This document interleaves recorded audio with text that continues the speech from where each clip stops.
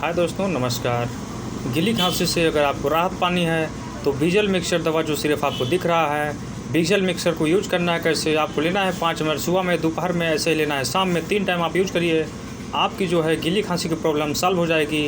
यानी मान लीजिए गीली खांसी होती कैसे है, गले में खड़खड़ाहट होता है, बलगम भरा होता है, पूरे सीने में आपको जकड़न महसूस होती है। अगर इन सब चीज़ों की परेशानियाँ आपको हैं और खांसी आते आते आपको ऐसा होता है कि पलटी आपको हो जाती हो और शाम को यानी रात में समस्या आपकी बढ़ जाती हो, तो इस बीजल मिक्सर को आप जो है 5 ml दवा निकाल के डायरेक्ट जीभ पे आप पीजिए। जो है सुबह पीजिए, दोपहर पीजिए, शाम पे 3 टाइम आप पीजिएगा। आपकी समस्या, आपकी परेशानी, आपको जो है परेशानी में राहत मिल जाएगा और आप पूरी तरीके से स्वस्थ हो जाएंगे। दोस्तों धन्यवाद।